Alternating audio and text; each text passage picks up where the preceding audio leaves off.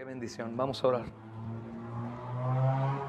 Amado Padre, damos gracias, amado Señor, por la adoración que nos concedes tener hoy. Cada uno de nosotros, amado Señor, es testigo de lo que tú has hecho en el mundo. Porque aún los que no han sido salvados entre nosotros ya han escuchado el testimonio de ti. Ya no tienen excusa. Ya has pasado, Señor, por alto los tiempos de esa ignorancia. Ahora ellos, amado Señor, tendrán que responder al llamado, Señor, responsablemente. Te pido, Padre, que tengas misericordia de aquellos que están entre nosotros, que aún no les resplandece el Evangelio. Te ruego para que uses tú, Señor amado, de la predicación bíblica, para que ellos puedan ir a Cristo y sean salvos. Te pido, Padre Santo, por favor, que los rescates de la condenación eterna. Te pedimos también, mi Señor, por aquellos entre nosotros que han desviado su mirada, Señor, que han puesto su temor en las cosas del mundo y se han apartado del temor de ti, han perdido sabiduría, Señor, y sus corazones se están endureciendo. Tráelos de vuelta, Señor, con amor. Tráelos de vuelta, Señor amado, y úsalos, sírvete de ellos. Tú los dotaste de dones y de gracia para ser útiles en tu obra. Te pido, Padre Santo, que pongan en balanza lo temporal y lo eterno, Señor. Te ruego, Padre, también por el resto, aquellos hermanos, Señor amado, que están entre nosotros, pero que aún, Señor, falta que aumentes la fe, que crean que tú les capacitaste en Cristo para servir a tu obra de una u otra forma. Estar activos, sentir carga por la iglesia, por la expansión del reino y tener deseos de colaborar, Señor amado, como puedan, Señor, conforme a lo que tú les permites. Te pido también, Señor, por el grupo de jóvenes, Señor, aún los no tan jóvenes que están siendo levantados en esta, Señor, congregación de manera tan preciosa, Señor. Te ruego, Padre, que los mantengas firmes, que no solamente sea una emoción temporal, sino que al contrario, el amor vaya creciendo, Señor, conforme van madurando en la fe, Señor, por el conocimiento de Cristo. Sírvete de ellos y levanta obreros fieles, Señor, misioneros y plantadores, pastores. Creo, Señor, que este fue tu propósito para nosotros, tu iglesia. Y, Señor, particularmente sé que este fue el llamado para nuestro ministerio, Señor. Así que por favor concédenos. Te ruego, Padre Santo, también por los que servimos, que podamos ser un ejemplo para todos los creyentes, Señor. Que los que vienen atrás, Señor, puedan ver, Señor, lo que es ser un ministro, lo que es servir a tu cuerpo, Señor. Te lo imploro, amado Señor. Te pido, Padre, por todas las preciosas mujeres que tú has dado a la iglesia, tanto las niñas, las adolescentes y las casadas, Señor, aún la sola y la anciana. Sírvete de sus vidas, amado Señor, para reflejar lo que es una iglesia obediente, Señor. Una iglesia que adora, una iglesia reverente. Señor, sírvete de su sabiduría para que ellas den, Señor, a las más jóvenes, a las más débiles. Te pido, Padre Santo, para que nuestras familias sean santas, Señor, como tú eres santo. Y esto, Señor amado, sea un trabajo, Señor, por la adoración y la búsqueda constante de ti, Señor. Te ruego para que el arrepentimiento sea una práctica constante en nuestros hogares, la confesión de pecados, pero también el gozo, el disfrute del perdón. Te ruego, Padre Santo, Señor, que nos llenes de temor hoy, Señor. Te pedimos hoy, hasta hoy, por la iglesia en Nepal, los hermanos que padecen allá. Te pedimos por el pueblo que tiene poco tiempo en la fe. Te pedimos, Señor, por los que nos persiguen. Bendícelos, ayúdalos, Señor. Levántalos a Cristo, Señor, por favor. Te rogamos, Señor, para que tú hoy nos concedas la paz y nos ayudes, Señor, a poder recibir tu palabra como tierra fértil para la gloria de tu nombre, Señor. Por favor, te lo pedimos por los méritos de Cristo. Ayúdame en mi necesidad, sabes que es mucha, soy inepto, falto de sabiduría y un pecador. Sírvete de mí, Señor, ten misericordia, ten piedad de nosotros, Señor. Te ruego, Padre, por los que caen en la tentación y el cansancio los vence y duermen. Te ruego para que ellos puedan ser diligentes desde un día anterior, pero te pido para que no les, Señor, permitas que ellos se pierdan de este medio de gracia que es tu palabra. Te ruego para que ellos puedan ver su condición, que es evidente, Señor, y que puedan arrepentirse e ir a ti con ánimo. Te pido por el débil, por el cansado, te pedimos por los enfermos. Señor, gracias porque tú, Señor, eres el Señor de nuestras vidas.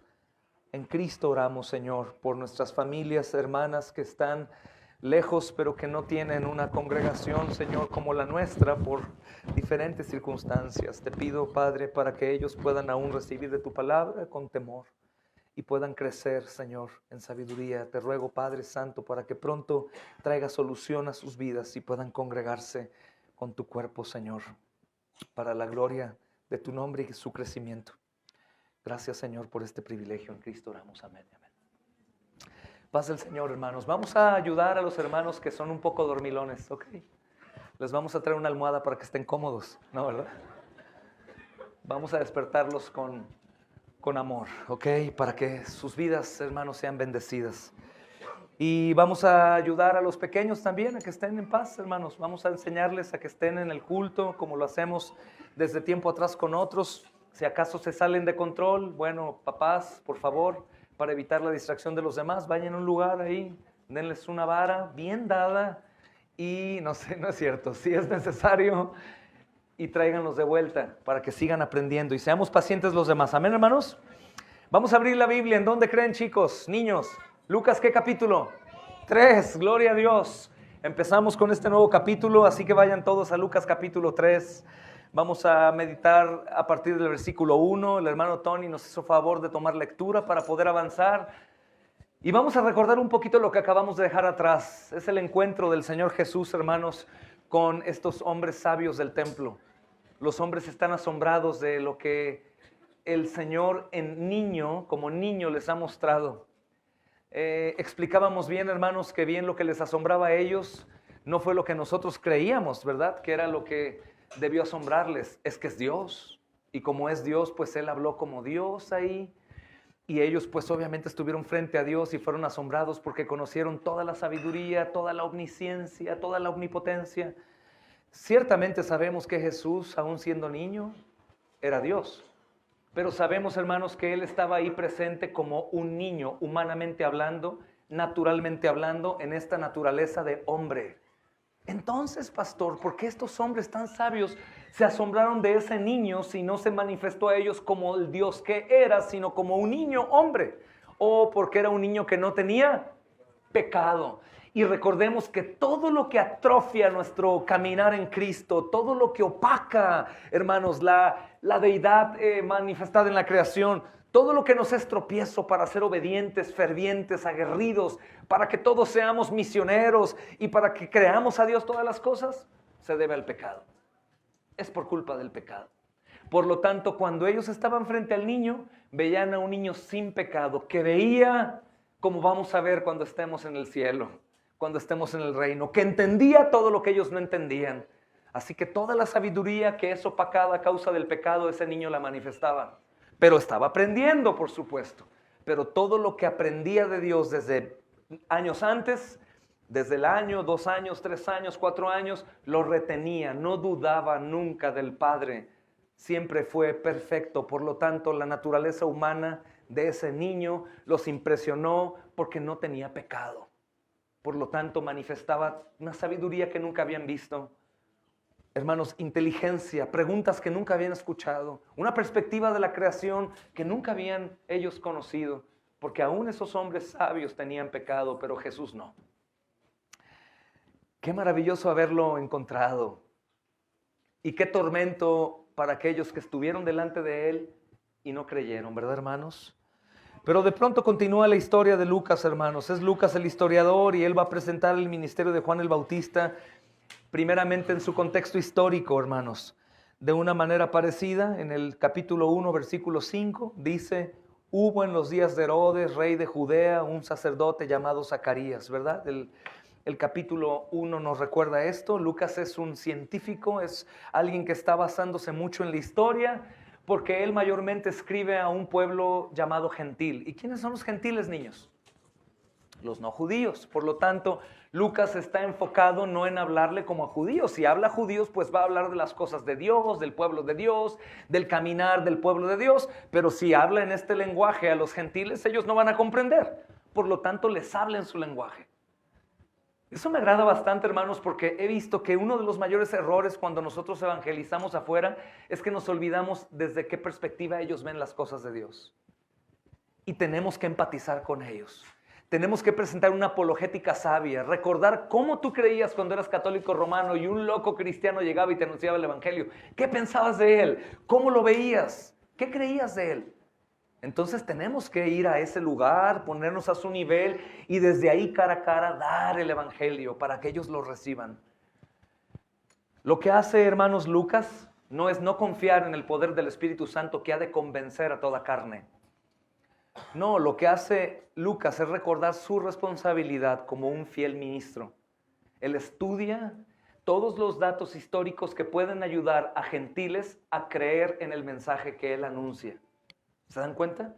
Por supuesto que la fe, hermanos, que se manifiesta por los datos históricos, pues es la fe bíblica. Y los datos históricos no van a transformar el corazón de un hombre, pero sí va a hacer que digan, oye, tienes razón. En ese tiempo estaba Herodes. En ese tiempo estaba Zacarías.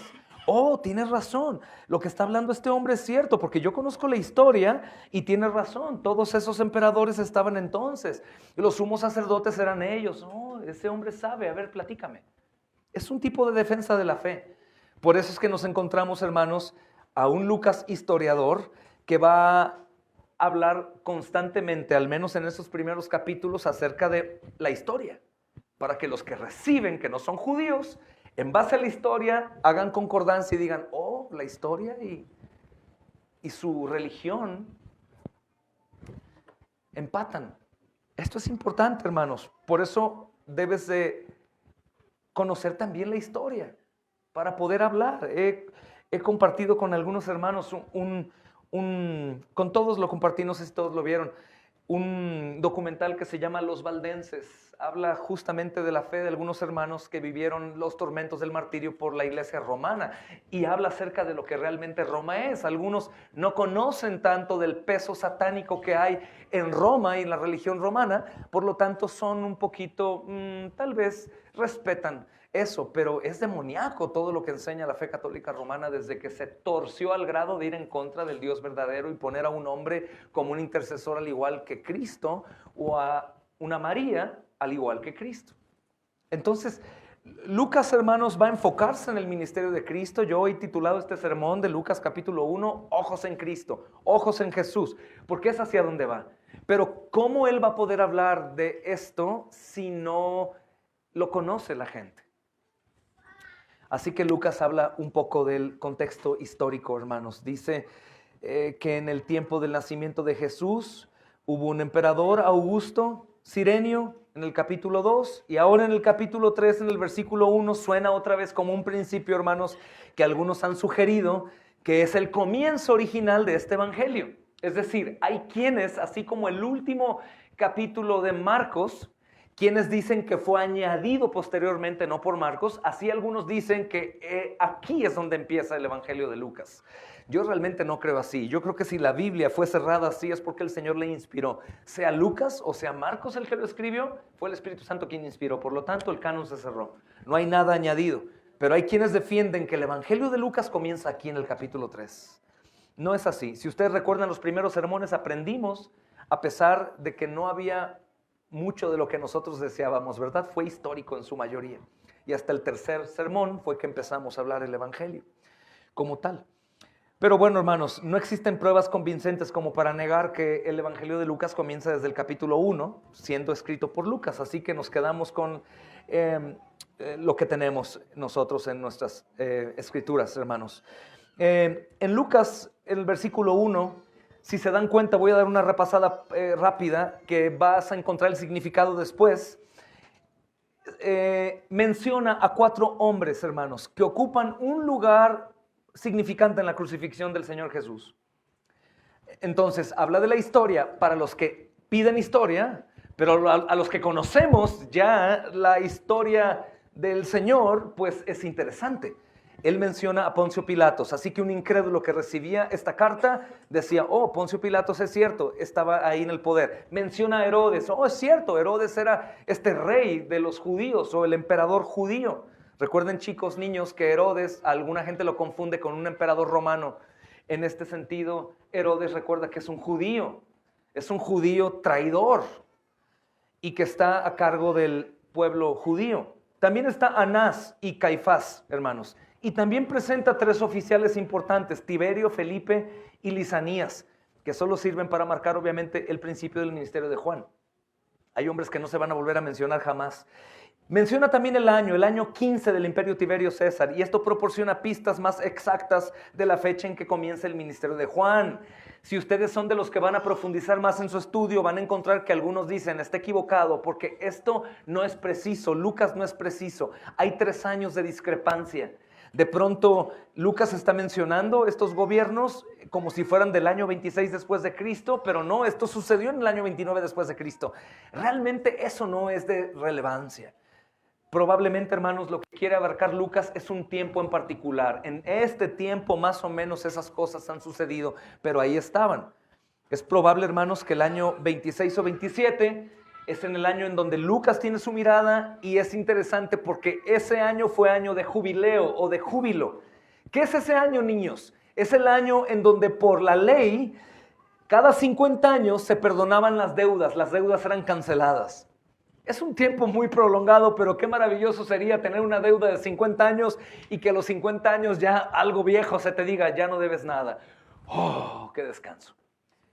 Los terrenos que se habían comprado se devolvían a los dueños originales. Eso está en Levítico 25. Hermanos, Levítico 25 nos habla de eso. Y es muy posible, hermanos, que Lucas está enseñando esto con doble propósito. 1, para confirmar la historia a los incrédulos, pero 2, es interesantísimo que ahora está hablando de un mejor jubileo. No únicamente el perdón de las deudas económicas o el regreso de los terrenos que se habían comprado, sino ahora está hablando del perdón absoluto por Cristo. De un verdadero júbilo, hermanos, y no de eso. Tal vez el Señor eligió este año con un propósito también. El ministerio del Señor Jesús está por comenzar. Escuchen lo que digo con esto. Yo sé que el Señor Jesús estaba sirviendo de otra manera desde el nacimiento, pero su ministerio se inaugura justamente en estos tiempos. Cuando Él es bautizado, ahí comienza a servir su ministerio. Si nosotros basamos tal vez el tiempo que hay de gracia, que no es absolutamente preciso, que Lucas nos narra, llegaríamos a creer que el Señor tenía 27 años para morir a los 30 o tenía 30 para morir a los 33. Tampoco es relevante, aunque emociona un poco más el saber que Él podría haber tenido 27 años y cargar todo el peso del pecado y la ira de Dios sobre Él siendo un joven. ¡Qué maravilloso! Un Salvador tan joven. Tan joven. Algunos que tienen esa edad aún se sienten niños o jovencitos cuando ya tienen bigote y están ya peludos por todos lados.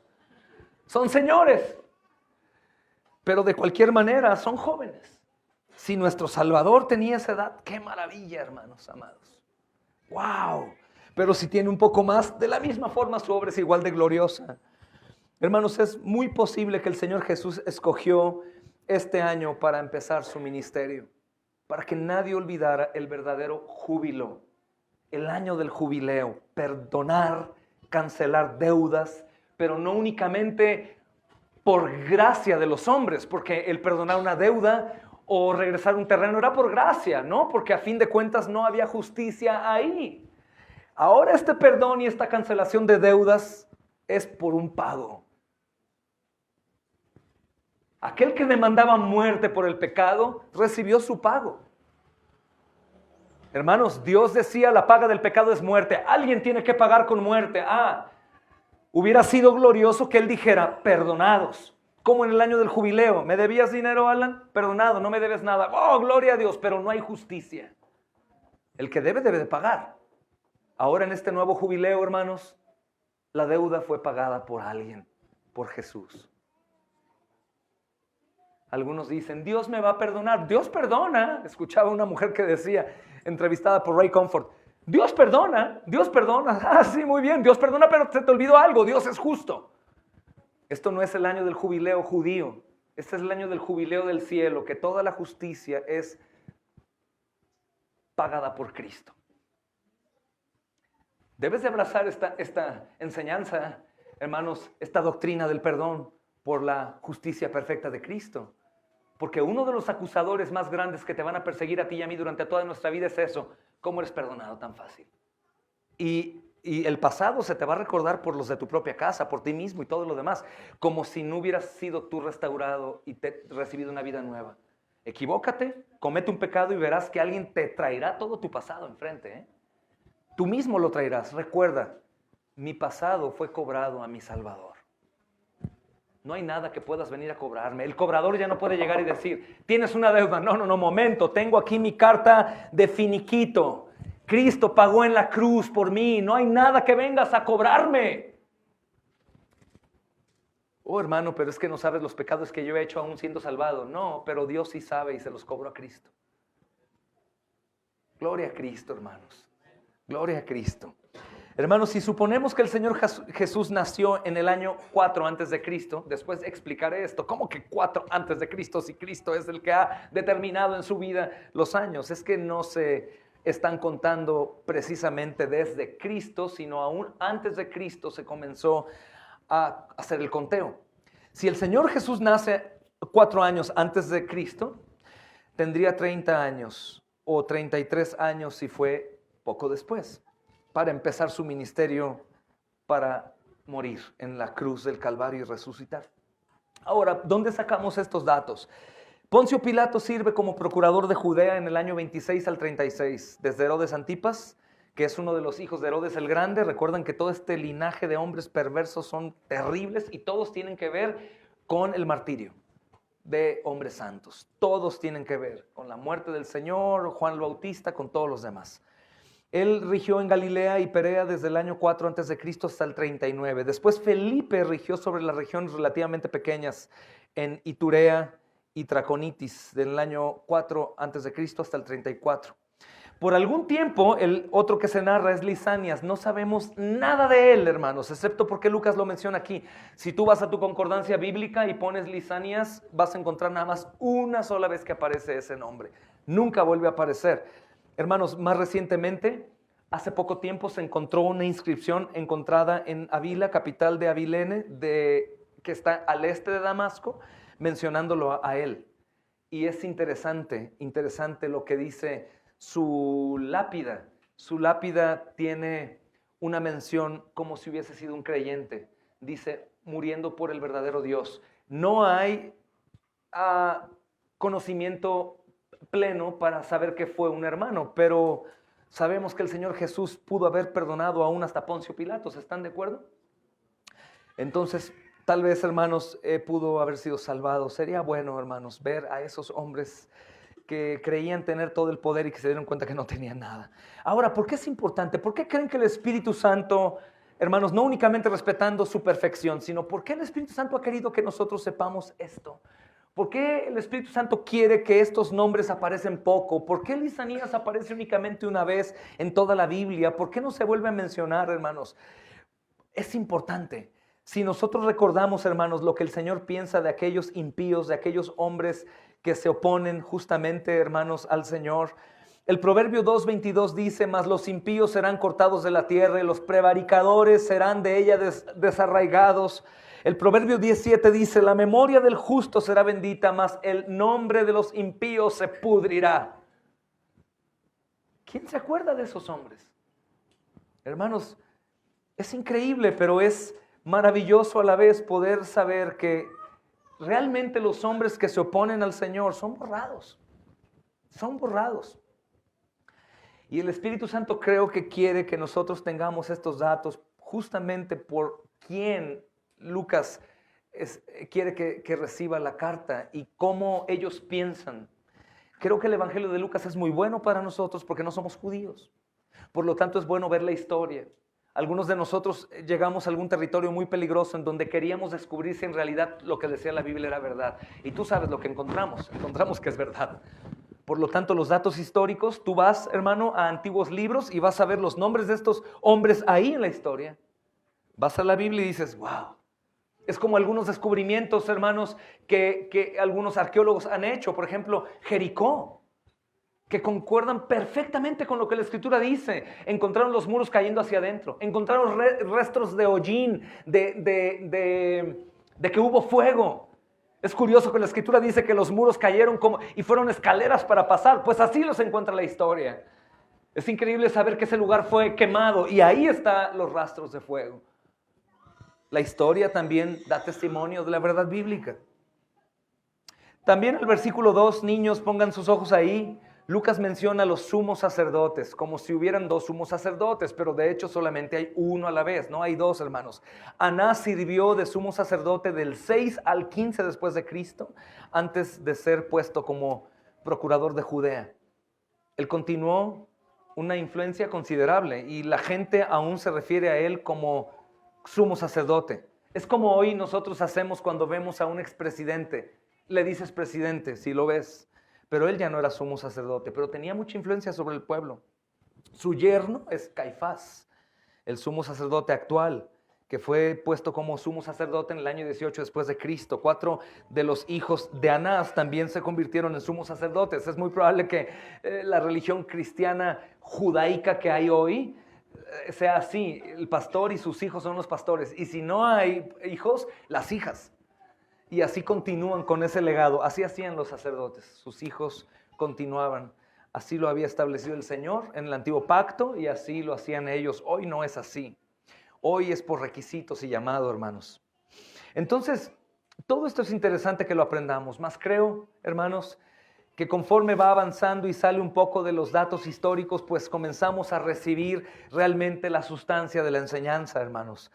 En el versículo 2 justamente dice ahí, vino palabra del Señor sobre Juan, hijo de Zacarías, en el desierto.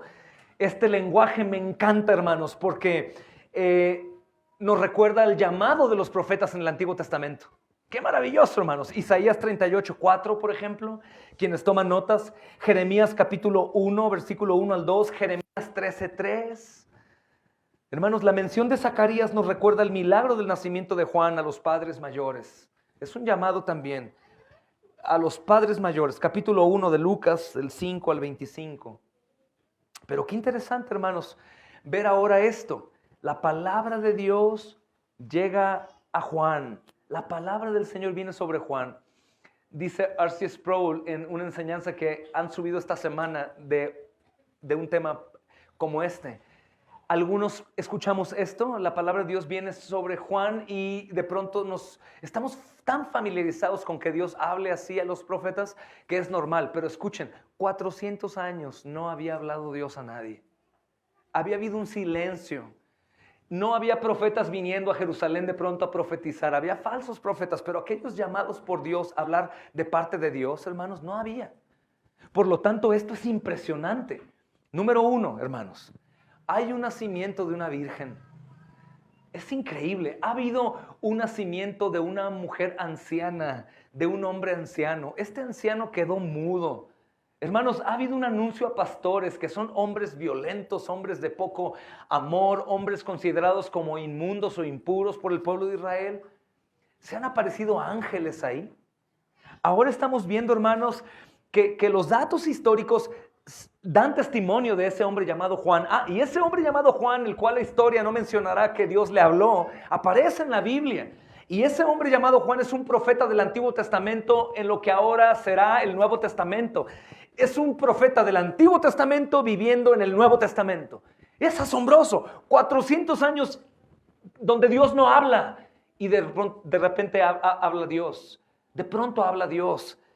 Hermanos, es increíble porque este profeta obviamente tendrá características de profeta. El ascetismo, que es definido como el autoabandono o la humildad extrema para entregarse al servicio de, sobre todo los profetas lo abrazaban, el ascetismo, su manera de vestir, el abandono de toda cosa vana. Juan lo portaba, así que los hombres lo veían y sabían que era un hombre reconocido por el ascetismo y lo identificaban obviamente con los profetas. Ya portaba este tipo de vida, mas sin embargo hasta aquí viene palabra de Dios sobre él. Es impresionante, hermanos. Él, dice el capítulo 1, versículo 15, ¿se acuerdan? será grande delante de Dios. Juan será un gran profeta, hermanos, pero sabemos que es un gran profeta por el gran Dios que le ha hablado. Tanto poder, tanta autoridad de un hombre que en apariencia no tiene mucho que dar. Obviamente, hermanos, está siendo muy similar al Redentor, porque recuerda que el pueblo, a un judío que esperaba al Mesías, nunca se hubiese imaginado recibir a un profeta en esa condición y a un Mesías en esa condición. ¿Cómo? Nuestro Mesías, con menos opulencia que el sumo sacerdote. ¿Cómo? Con menos riqueza que los religiosos, que los saduceos. ¿Cómo? Sin un ejército tan poderoso como el ejército mismo del pueblo de Israel. No, ese no es. Y un profeta, ¿cómo te atreves a venir en esa condición a hablarle a un sumo sacerdote? Hermanos, la perspectiva de los hombres en este tiempo es muy parecida a la nuestra. Mayormente corremos un peligro terrible, hermanos, porque basamos mucho nuestra confianza en los profetas de Dios. Hablo en el buen sentido de la expresión, de los que enseñan la palabra en su apariencia. Mucho. En su ministerio, el tamaño del ministerio. Basamos la eficacia y el éxito de los ministerios en base a la grandeza, a la pompa, hermanos, al ruido que ellos hacen. Cuidado, hermanos. Recuerden que el diablo es el padre de la mentira y podríamos ser engañados aún de quien menos nos imaginamos porque la apariencia nos hace creer que están en lo correcto. Mucho cuidado, hermanos. Mucho cuidado. Lo vemos en la plantación de iglesias. No, la persona valora o estima el éxito de una plantación por el número de personas, por el lugar de reunión. Y ellos siempre dicen, no, el ministerio de fulano, el ministerio de sutano. Bueno, número uno, puede que lleven 40 años o 50 años sirviendo. Puede que no sea un ministerio realmente cristiano sano, hermanos. Nosotros no vamos a valorar el éxito de la obra del Señor, sino por ser fieles a su palabra. Sencillo, aunque tengas 2 niños en tus reuniones. Nosotros vamos a valorar el éxito por lo que se enseña, por la fidelidad, por el arrepentimiento, por la confesión, por la fe, por la perseverancia, no por nada más. Hermanos, si nosotros fuéramos puestos en este tiempo, porque en ocasiones somos muy juiciosos con los pobres religiosos, pero si pusiéramos, hermanos, nuestra confianza, gracias Matías, en este hombre y vemos a un hombre tipo indigente, y vemos al Señor Jesús, hijo de un carpintero, y ellos son los que son enviados por Dios para traer libertad y perdón y vida eterna, creo que dudaríamos bastante, mucho. Sobre todo en la vida de Juan el Bautista, hermanos, su apariencia no era digna. Hoy hay idolatría. Veía, hermanos, un libro de un pastor reconocido, que es un pastor, pero creo que pueden perder, todos los hombres pueden perder de pronto el piso. Y subía una foto y estaba emocionado. Para empezar, ahora parece que vamos a conciertos y si hay algunos pastores famosos, pues queremos estar junto a ellos, sin conocer a su esposa, sin conocer a sus hijos, sin conocer su vida. Pero particularmente este hombre enseñaba el libro en Facebook y decía, miren nada más el regalo del cielo. Un hermano me ha traído un libro autografiado por su autor. Eso se me hace bastante peligroso. Si bien tenemos amor por los hermanos y nos sacamos fotos con ellos y todo lo demás, guardemos nuestra mente. No sea que nosotros estimemos más, hermanos, a unos que a otros por la opulencia que ellos manifiestan en sus ministerios. ¿Saben por qué el hermano Paul Washer no viene a México? Porque hay idolatría. Porque lo que él diga, la mayoría de la gente lo va a creer. Es tremendo, hermanos. Tenemos que tener mucho cuidado porque hay muchos Juanes Bautistas hoy que no se les cree lo que hablan porque no hay opulencia en sus vidas. Así que, hermanos, es increíble. No hay palabra profética, no hay comunicación con Dios en 400 años. El último es Malaquías y Dios guarda silencio. Por eso había tanta carga, tanta opresión, tanto dolor, tanta amargura, pero aquí se rompe el silencio, como llamamos hoy, se rompe el hielo. Y comienza el Señor. Vino palabra del Señor sobre Juan, hijo de Zacarías. ¿Y dónde vino la palabra, hermanos? En el desierto. Lucas acaba de hablar, hermanos, del emperador Tiberio. Es el hombre más poderoso del mundo. Ha nombrado otras 6 figuras públicas. Qué interesante, hermanos. Políticos y religiosos. Pero la palabra de Dios no llega al emperador. Hermanos, no llega tampoco como parecería lógico a Caifás. No llega tampoco a él. En lugar de eso, la palabra de Dios llega ¿a quién? A Juan. Por un lado vemos a estos hombres importantes que no reciben la palabra y le llega a Juan. Es un hombre, hermanos, que se distingue como un hombre humilde, un hombre abnegado, preparado solo para la obra de Dios, que ha estado, parece desde niño, viviendo una vida absolutamente humilde. Absolutamente humilde. Es una vida consagrada al Señor. ¡Qué maravilla! Nosotros tenemos miedo de consagrar a nuestros hijos hoy porque creemos que los libertamos de la vida en el mundo, ¿verdad, hermanos? Pero aquí está Juan el Bautista. Yo sé que es un llamado único, no reemplazable, jamás podrá ser igual, hermanos, pero es un niño consagrado, un joven consagrado, un hombre consagrado a Dios. Hermanos, esto no ocurre en Roma, no ocurre en Jerusalén, en el templo, no ocurre en ningún lugar sino en el desierto. ¡Wow! ¿Recuerdan Lucas 1:52? Cuando ustedes quieran encontrar la oración de María alabando a su Señor por la salvación, el Magnificat, dice el capítulo 1, versículo 52, por esa voz de profeta, de María como una profeta, quitará a los poderosos de los tronos y levantará a los humildes. Es maravilloso ir estudiando la Biblia de manera secuencial porque nos encontramos con el cumplimiento de algunas profecías aquí. Ella dijo, Él quitará poderosos de los tronos y levantará a los humildes. ¿Cuáles poderosos acabamos de ver aquí? ¿Se dieron cuenta? Hermanos, toda la lista que el hermano Tony nos leyó. Tiberio, Poncio Pilatos, Herodes, Felipe, ¿verdad? Lisanías.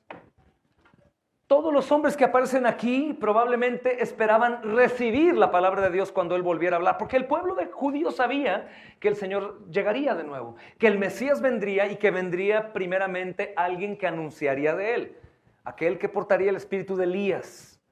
Es al que esperan algunos que se han infiltrado el cristianismo, que viene otro con el espíritu de Elías. No, viene Cristo solamente ya a juzgar a vivos y a muertos. Pero lo esperaban, pero no lo esperaban así. No lo esperaban así, y menos esperaban que llegara un hombre así. Tal vez el espíritu de Elías vendría sobre el sumo sacerdote, vendría sobre alguno de estos hombres que están al poder, Herodes. Pero no, hermanos, vino sobre Juan. Vale la pena anotar, hermanos, que estas 7 personas importantes mencionadas en estos versículos solamente se recuerdan por el Evangelio. Si nosotros no vamos a estudiar este Evangelio, no podemos saber de ellos. Qué interesante, a menos de que fuéramos a la historia del tiempo del Señor y vemos esos nombres, hermanos. Pero la mayoría de la gente, hermanos, ha oído de Tiberio solo porque se menciona en el Evangelio de Lucas. Solamente. Se nos recuerda una y otra vez, hermanos, que Dios escoge a gente muy improbable. Que Dios, hermanos, escoge gente que otros no escogeríamos. Porque saben, hablábamos hace un poquito algunos hermanos que servimos y decíamos, hermanos, tenemos que tener mucho cuidado en la recepción de miembros y en la ordenación de hermanos. Porque normalmente hoy se está poniendo de moda cosas terribles. Por ejemplo, vamos a tener un discipulado para el bautismo. Ojo, es mi postura, ¿ok? Bíblica. Discipulado, ¿cuánto dura? 1 año. Ok, dame el versículo, por favor, para el discipulado del bautismo. El Señor discipuló a sus discípulos 3 años. Muy bien, hermano, pero dime de los judíos, por favor, que estaban ahí en las fiestas de Jerusalén cuando Pedro predicó el Evangelio por primera vez y que ellos eran judíos ortodoxos que escucharon el Evangelio una sola vez, que fueron compungidos por su pecado, por la fe en Cristo y preguntaron, ¿qué hacemos? ¿Y qué dijo Pedro? Arrepiéntanse y bautícense. ¿Dónde estuvo el discipulado? Ese fue el Evangelio. Vemos también la ordenación de pastores, por ejemplo, hermanos. Por supuesto que es muy difícil porque hay pocos obreros fieles. Pero ¿qué es lo que vemos en la Biblia para ordenar un pastor? ¿Apariencia? ¿Un conocimiento muy profundo? Es necesario porque hay que saber enseñar, pero ni, hermanos, con cuidado lo digo. Si es necesario escudriñar las Escrituras profundamente para enseñar todo el consejo de Dios, pero ni. ¿Los requisitos cuáles son? Que sean íntegros. Pero nosotros, ¿qué vamos a hacer? Vamos a ver más o menos a él, si nos gusta cómo habla, si es elocuente, si de pronto es extrovertido, bien, muy bien. Si no, no nos gusta, no. Añadimos como los judíos, hermanos, a nuestra Mishnah más requisitos y hacemos prácticamente imposible el ministerio. Y muchas otras cosas así. Y se nos olvida realmente, hermanos, que Dios escoge gente improbable.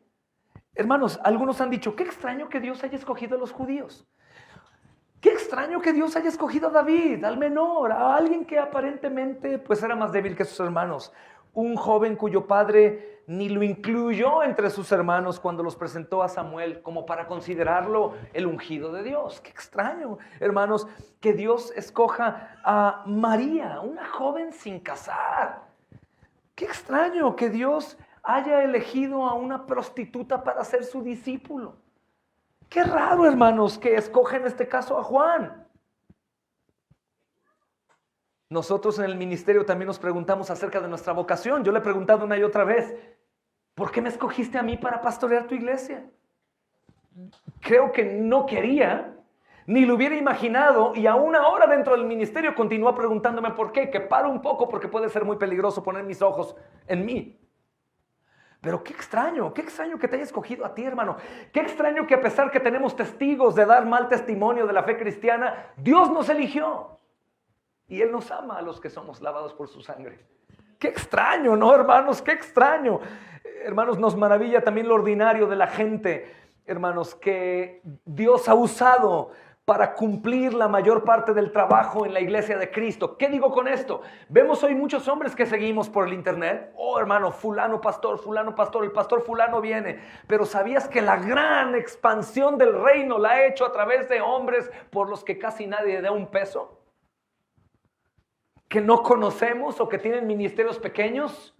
¿Sabías que Dios ha expandido su reino por iglesias pequeñas como esta, hermanos? Más que por macro iglesias. Qué extraño, ¿no, hermanos? Qué extraño que entre nosotros podría haber algún hermano muy tímido, muy humilde, que sea tan invisible que ni pongamos nuestros ojos en él, pero que el Señor se sirva de él y lo use para su gloria de manera tan portentosa. Hermanos, los pensamientos de Dios no son como los nuestros. ¡Qué alegría! Porque si tú eres alguien que se siente demasiado X, como muy vil, y ves a otros hermanos que tienen algunos dones que llaman tu atención que tú no tienes, mi amado hermano, Dios se sirve aún del más pequeño de todos para mostrar su gloria y su poder al mundo. Así que cree al Señor Jesús, cree con todo tu corazón. Mira qué extraordinario para nuestros ojos es cómo Dios obra. Escoge gente que no escogeríamos, pero también escoge lugares que no elegiríamos. ¿Dónde vino la palabra de Dios a Juan, hermanos? ¡Wow! Parece un lugar, hermanos, muy improbable para recibir la palabra de Dios, hermanos. ¡Dios mío! ¿Por qué no elegiste Jerusalén? Un templo tan hermoso. ¡Wow! Un lugar tan precioso. Venía una persona acá y quería congregarse con nosotros, pero llegó y vio el lugar y dijo, ay, el otro lugar en donde yo venía estaba mucho más bonito. ¿No han pensado en rentar algún salón de eventos, al menos por los domingos, para que estemos mejor? ¿No ha pensado usted en arrepentirse, hermana, y buscar un lugar en donde se predique la palabra sin que importe el lugar? Hermanos, ¿por qué no viene la palabra en Jerusalén? ¿Por qué no viene la palabra al Imperio Romano? Hermanos, no solo es Jerusalén donde se encuentra el templo. La gente también, hermanos, estaba ahí buscando y buscando y buscando de Dios. No, vino en el desierto. Vino en el desierto. El desierto está, hermanos, en mayor parte como, ¿qué hay en el desierto, niños? Nada. De hecho, algunos animales prefieren no vivir ahí. No hay nada, solamente escorpiones y serpientes. Solamente escorpiones. Y aún sabemos lo que simboliza un escorpión y una serpiente, ¿verdad? No nos habla de algo divino, ¿verdad, hermanos? De algo bueno. ¿Quién quiere dormir en el desierto con serpientes y escorpiones? Nadie quiere dormir en un templo católico romano. ¿Quién quiere dormir en el expiatorio en la catedral toda la noche? Oh, serpientes y escorpiones. Pero ¿qué creen, hermanos? El Señor en esta ocasión ha elegido esto. Algo despoblado, con un hombre, hermanos, que era tan humilde. Es increíble, hermanos. La proclamación de Juan quedará sin oír a menos de que la gente vaya ahí para oírle. No habrá predicación y no habrá salvación a menos que la gente vaya donde Juan está y a través de la predicación de Juan, porque Dios lo eligió para eso, para ser el precursor. No vino más palabra a otros profetas, solo a través de Juan, hermanos. Y en el lugar en donde estaba Juan. Y a través, hermanos, de la historia nosotros podemos ver un dato muy interesante. ¿Qué viene a su mente cuando hablamos de desierto en la historia bíblica, hermanos? Pueblo de Israel, ¿se acuerdan? El desierto fue un lugar en donde Dios los formó, en donde Dios mostró misericordia, cuidado, paciencia, pero también donde Dios los lastimó por su infidelidad. Oh, tremendamente. En ocasiones envió serpientes para que los mordieran y murieran los incrédulos. Pero ahí mostró una sombra de la cruz. Todo aquel que vea la serpiente será salvado. Es maravilloso. En el desierto ellos experimentaron, hermanos, el castigo del Señor con muerte a espada cuando estaban ellos adorando un Dios pagano forjado por sus manos. En el desierto también vieron la fidelidad de Dios, hermanos, con las columnas de polvo y de fuego. Vieron comida todos los días. En el desierto vivieron por mucho tiempo. En el desierto se enfrentaron, hermanos, a uno de los enemigos más impresionantes que hay para el hombre, el mar y los egipcios. Fue el desierto. Hermanos, Dios ha formado a su gente en el desierto. Es el lugar donde se forja la nación de Israel. Recuerda que los profetas, hermanos, cumplieron la mayoría de su obra en el desierto. Les hago una pregunta que me voy a adelantar un poco. ¿En dónde es formado el Señor para su ministerio? En el desierto. En el desierto. ¿Y saben qué les digo, mis amados hermanos? Dios continúa forjándonos en el desierto. En el desierto.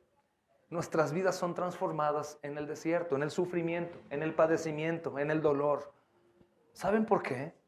Porque nos encontramos más dispuestos a recibir la palabra del Señor, a buscar más el Señor. Estamos, hermanos, como tierra fértil. La palabra llega y la abrazamos. La bonanza te hace daño, cristiano. La bonanza te daña.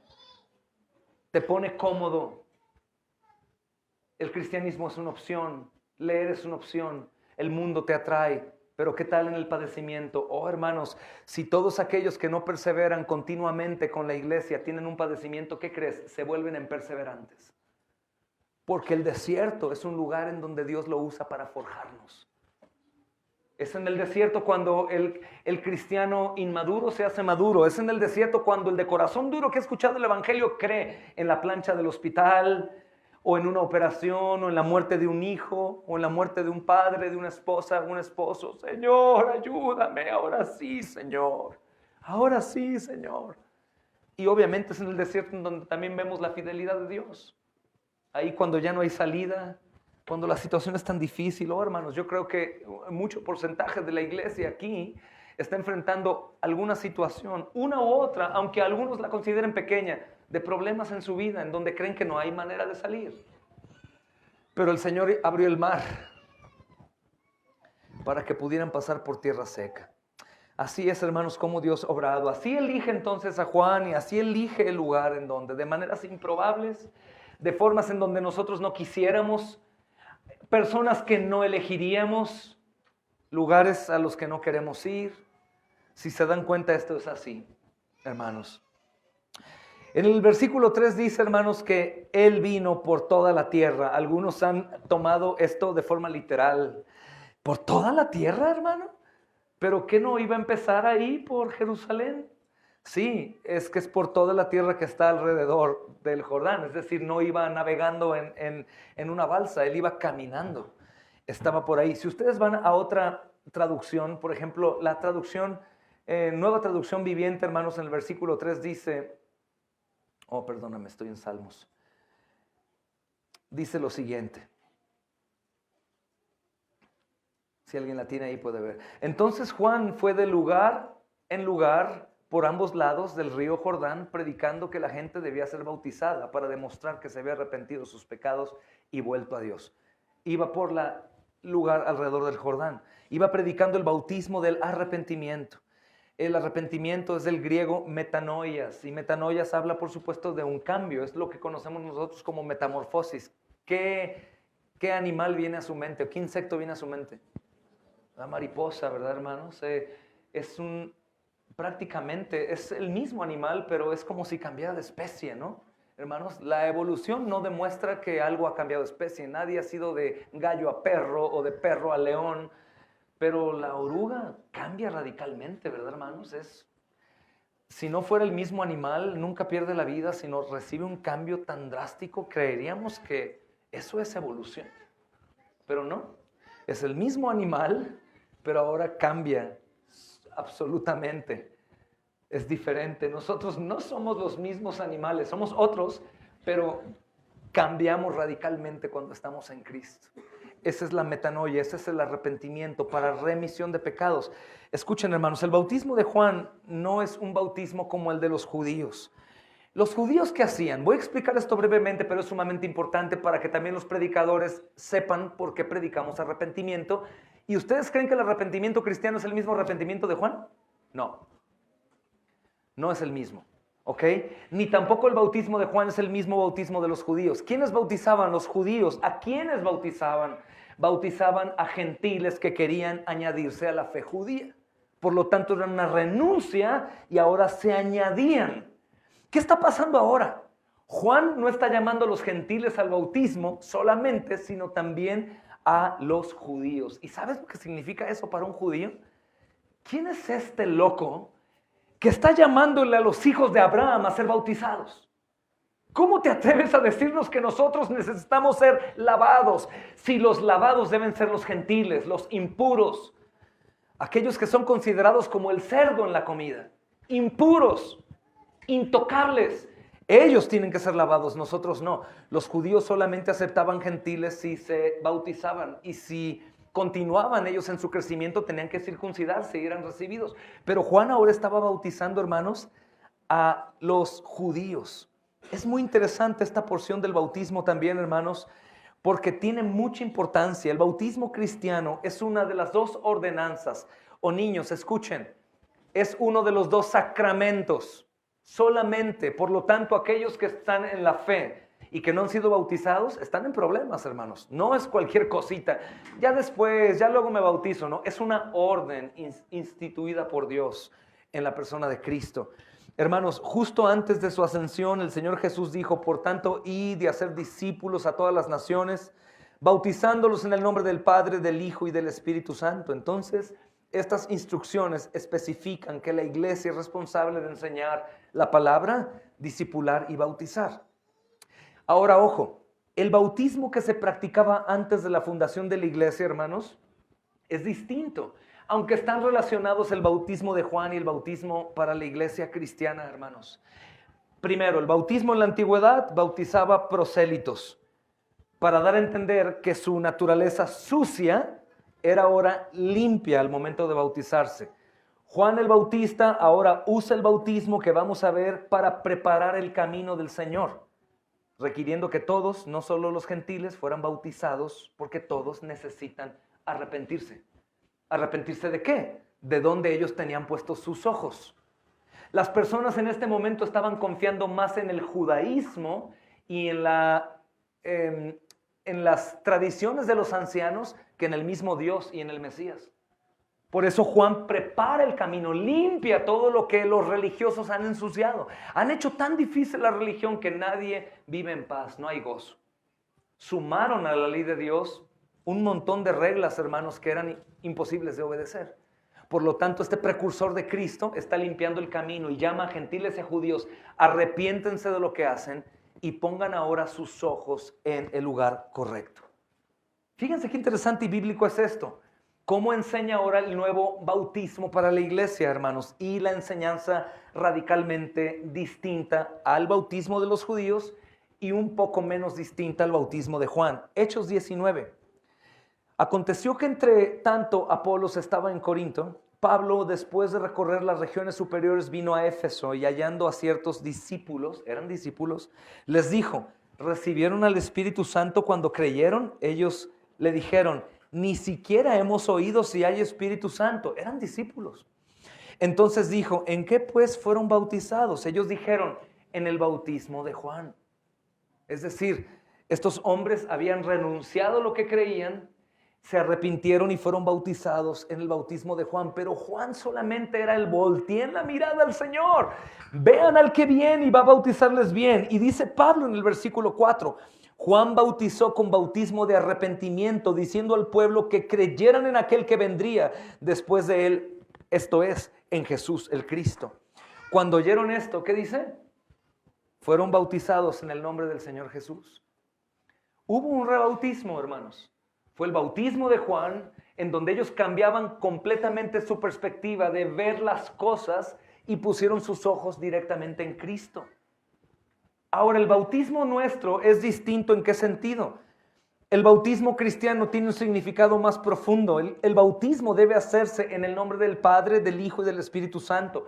El bautismo de Juan, hermanos, y aún lo vemos en el libro de Hechos, es en el nombre de Cristo. Ahora, ojo, eso está mal, no.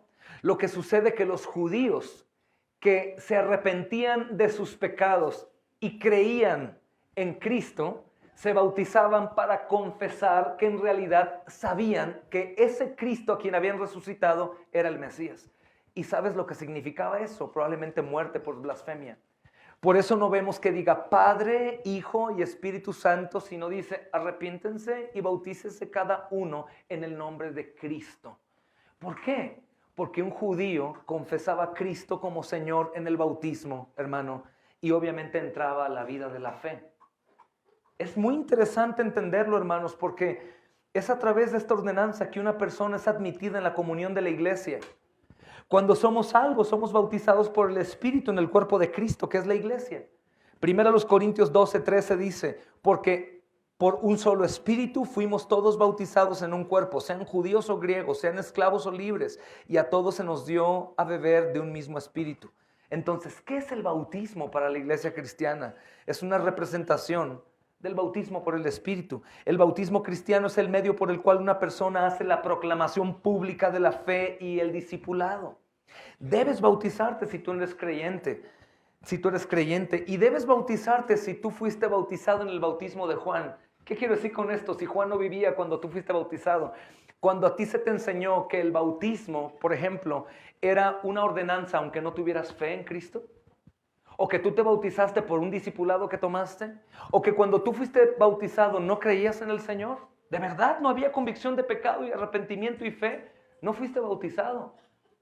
Únicamente participaste de un ritual religioso en el cual en realidad no cumpliste el sacramento instituido por Cristo como un creyente, que en realidad es añadido a la iglesia y que públicamente manifiesta su fe. Hermanos, en las aguas del bautismo una persona dice palabras en su mente, en su corazón o públicamente. Confieso mi fe en Cristo. Confieso que mis pecados llevaron a Cristo a la cruz. Confieso que su sangre me ha limpiado del pecado, que mi alma ahora ha sido salvada y ahora tengo una nueva vida en Cristo y en santificación. Esa es la expresión. Esa es la fe. El bautismo cristiano ilustra entonces, hermanos, un estilo de vida dramático de la muerte, sepultura y resurrección de Cristo. El bautismo cristiano al mismo tiempo, hermanos, ilustra la muerte al pecado y la nueva vida en Cristo. Cuando el pecador confiesa al Señor Jesús, muere al pecado, como dice Romanos capítulo 6. ¿Recuerdan? Somos sepultados juntamente con Él para muerte por el bautismo y resucitados juntamente con Él para vida. Hay tanta gente entre los cristianos que por no entender esto, fueron bautizados de niños sin fe o de jóvenes sin fe, en iglesias sin el evangelio, y en gran manera puedo decirte, por eso sus vidas son como son, hermanos. Tal vez moralmente hablando buenas, pero en cuanto a frutos de la fe y crecimiento en el cristianismo y reverencia a la iglesia, a Dios y a su palabra, no hay fruto.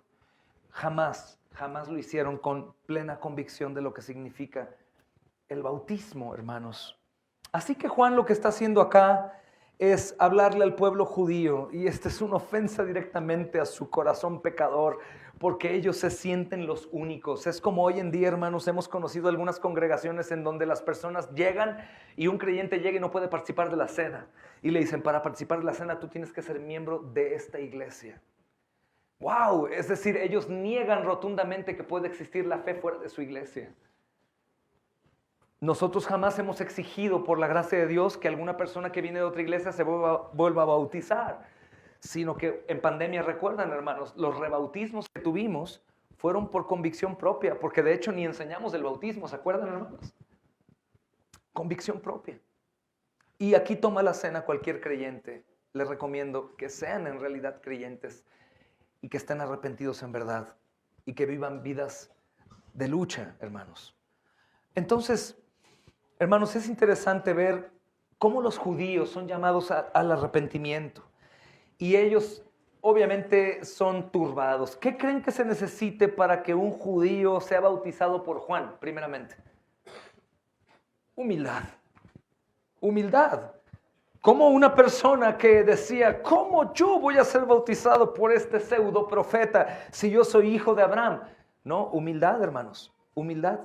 Él bautizaba para el perdón de esos pecados y así, hermanos, el cumplimiento de la profecía que el ángel había anunciado antes, el de dar a conocimiento a su pueblo de la salud que hay en esto para la remisión de sus pecados. El versículo 77 del capítulo 1, hermanos, es visible delante de ellos. Ahora, hermanos, Juan llama a esos judíos a alabarse, a convertirse a Cristo, y aunque es una ofensa para muchos, para otros es un alivio. Vengan. Sus corazones y sus conciencias los están acusando. No tienen gozo, no tienen paz. No viven plenamente la fe en Dios. Vengan, vengan ahora, arrepiéntense de esa vieja levadura y ahora gocen de que puedan vivir vidas plenas en Dios. Qué interesante, hermanos. Ahora quiero que veamos, hermanos, en este texto cómo Juan explica los requisitos éticos del arrepentimiento. Es interesante porque el bautismo no hace una obra sobrenatural por sí misma. Es una obra de Dios y por supuesto que vemos en la Biblia que el Espíritu Santo viene sobre los que son bautizados. Vemos en la vida de Jesús que al ser bautizado comienza su ministerio. Hemos visto aquí personas que son bautizadas y comienzan a servir de forma tremenda. Pero mira lo que dice ahí. Hagan frutos dignos de arrepentimiento. Compartan con los necesitados. Estoy brincando textos. Ve el versículo 8. Compartan con los necesitados. Versículo 11. Versículo 13 al 14. Le habla a aquellos hombres, los que recaudaban impuestos y soldados se preguntaban, ¿qué debemos hacer? Él les dice, traten honestamente a la gente y no utilicen su poder de forma abusiva. Frutos dignos de arrepentimiento. Diferencias, hermanos, en la vida que ahora tienen al momento de ser bautizados. ¿Cuántas personas, hermanos, están dentro de congregaciones por la costumbre de que nunca fueron católicos romanos? Sin ni un cambio significativo. Tiene que haber un cambio significativo a la persona que es salvada, aunque toda su vida haya vivido en una congregación. Claro, el hecho de que nuestros hijos nazcan en hogares cristianos no quiere decir que sean salvos. El hecho de que algunas personas estén sentadas aquí domingo a domingo no da testimonio de su salvación. ¿Qué es lo que da testimonio de la salvación? La santificación. ¿Qué es la santificación? Frutos dignos de arrepentimiento. ¿Qué es frutos dignos de arrepentimiento? Hacer lo que debo hacer, hermanos amados, con lo que Dios me ha dado. Justamente está aquí, comparte con los necesitados. Un fruto digno de arrepentimiento es ser misericordioso y generoso, sin ninguna duda. De hecho, quiero anunciarles algo. Las ofrendas en lo oculto que tenemos aquí con un buzón en blanco, con sobres en blanco, es uno de los actos de adoración más preciosos que existen para con Dios. ¿Por qué? Porque nadie sabe quién es quien lo ha hecho. Solamente el creyente y Dios. Nadie sabe cuánto es lo que percibió y cuánto es lo que le está ofrendando. Nadie lo conoce, hermano. Esto es compartir con la conciencia de que solamente Dios sabe lo que estás compartiendo. Si es mucho, si es poco, si es nada. Es tremendo cuando un cristiano no ofrenda nada. Y creo que en gran manera eso repercute en la falta de prosperidad de muchos, hermanos. Es siembra y cosecha, aunque sabes, es un tema que no hablo mucho y no estamos batallando económicamente para que no tengas problema. El Señor es bueno con nosotros y nos sostiene siempre. Pero es un tema interesante. Si tú eres de aquellos que no ofrendan nunca o ofrendan no lo justo a la iglesia y sabiendo que tenemos mucho que hacer por la gracia de Dios y mucha necesidad que tenemos para dar a los demás, es terrible tu condición. De hecho, puedes definir que el resto de tu vida que porta tantos problemas se debe a ese principio. Porque no digo por el dinero, sino digo porque es un acto de adoración oculta. ¿Me doy a entender? No es el dinero, hermano, no es el tema es la adoración en lo oculto. Ese es el tema. Entonces, un fruto digno de arrepentimiento es compartir con las necesidades. Compartir con las necesidades. Cuando hombres de poder o soldados preguntaron, ¿qué hago? Cuando un religioso decía, ¿y ahora qué hago con los gentiles? ¿Me estás llamando a que yo vea a los gentiles como me veo a mí siendo judío, hijo de Abraham? Sí, trata a todos honestamente. No utilices tu poder en forma abusiva. Que tu condición económica, social o tu conocimiento no sea usado para estar por arriba de los demás, sino trata de ser más pequeño que todos. Esa es la enseñanza. Todo esto tiene que ver con la abnegación y el servicio sacrificial. Hermanos, escuchen esto. El servicio cristiano fiel se mide en base a lo que yo doy a los demás. Y no hablo de dinero, hablo de servicio, ayuda, compañerismo, perseverancia y todo lo demás. Algunos creen que llevan vidas fieles a Dios sin dar nada a los demás. O algunos dicen, no hermano, es que sí doy, pero es que ustedes no saben, lo hago afuera. Mi amado hermano, entonces, ¿qué estás haciendo en esta congregación, caray? Si es aquí en donde el Señor te puso para dar y para que de aquí demos a los demás. No te mientas a ti mismo, sé honesto. Es interesante, hermanos, ver que el llamado del arrepentimiento al momento de bautizarnos es un llamado no 360 y decir, oh, veo todo nuevo. Yo he visto videos en donde bautizan a unos, no sé si has visto, y brincan, ¡wow! Como si algo hubiese pasado en su vida y al día siguiente siguen siendo el mismo. No, hermanos, esto es algo profundo en donde ahora puedo hacer un cambio porque ahora soy un ser nuevo en Cristo. Porque ahora me constriñe el pecado y mis pensamientos desean las cosas de Dios. El arrepentimiento constante lo veo en algunos hermanos cercanos que están aquí. Son cercanos no porque queramos que sean cercanos, sino porque ellos quieren acercarse. Y los veo que constantemente están batallando con el pecado. Ese es fruto digno de arrepentimiento. Lucha en contra de su carne. Oh, miserable de mí, ¿quién me libra de este cuerpo de muerte? Jesucristo, hermana. Jesucristo, hermano. Recuerda a Jesucristo apagado. El Dios Todopoderoso ya sacrificó a su Hijo en tu lugar. Levántate, continúa. Dignos frutos de arrepentimiento. ¿Cómo ayudo? ¿Cómo doy? ¿Qué hago? Estoy orando por ustedes. Estoy encargándome de hacer discípulos en mi hogar, a mis hijos. Hermano, porque estoy pensando que mi familia tiene tanto poder para la iglesia que estoy ocupándome ahí para hacerlo. Estoy modelando a Cristo. Estoy modelando un cristiano fiel. Estoy comportando como una mujer piadosa para que mi hija aprenda y sepa qué es esto. Me estoy comportando como un hombre para que mi hijo sepa ser un hombre. Todo eso colabora, hermanos, por el arrepentimiento. Hermanos, piensen en esto. Si la venida del Señor Jesucristo y cada Navidad que celebramos, hermanos, nos prepara, meditamos en la cruz, en su obra, Dios nos bendijo en esta Navidad con el tema justo, sin haberlo preparado. Hermanos, aquí también encontramos el prepararnos. Es decir, cuando pasamos por estos textos, por ejemplo, hermanos, del versículo 4 al versículo 6, ahí puedes hacer tus notas, niño. Hermanos, cuando ven estos textos, como está escrito en el libro de las palabras del profeta Isaías, dice, voz que clama en el desierto, prepara el camino al Señor, endereza tus sendas. Nos llama a meditar en nuestra vida. Encontramos aquí una manera de prepararnos y hacer frutos dignos de arrepentimiento. ¿Y sabes cuándo comienzas a hacer frutos de arrepentimiento? Cuando los haces. Todo aquello que no manifiesta una fe bíblica, hermano, todo aquel pensamiento, palabra, obra, todo aquello que no haces que harías si Cristo se presenta físicamente delante de ti. Todo aquello, tanto lo que no haces como lo que haces, lo que no piensas con lo que piensas, lo que emprendes, lo que no emprendes, todo eso, ponlo delante de Cristo. Y debes arrepentirte en base a esas cosas que no estás manifestando tu vida en el Señor. Los jóvenes, piensen en esto, jóvenes. No sabemos de su salvación, solamente tú sabes si eres salvo o no. Solamente tú sabes si eres salvo o no, pero Juan te llama a prepararte. Ven y mira al que viene. Algunos creen y dicen, no, es imposible, si Cristo no los ha salvado, ellos deben seguir perdidos. No. Ellos ya no tienen excusa. Juan el Bautista está anunciando, hermanos, la profecía del Evangelio de Cristo que viene ya ha sido anunciado a todos los oídos de los que están aquí. Por lo tanto, tienen que oír a Juan el Bautista. No a mí, a la voz del Señor diciendo, vengan al río. Vayan al río, chicos. Vayan al río, jóvenes. Vayan al río, niños. El Señor sabrá cuándo los bautiza. Pero ya vayan. Vayan encaminando porque no están sordos, no están ciegos. Sé que su corazón no está regenerado, pero pueden ir al río. Vayan y ahí esperen la misericordia del Señor. Vayan a que ahora después se bauticen en Cristo porque fueron ya salvados por Él y que se sumen a la comunión de la Iglesia Universal.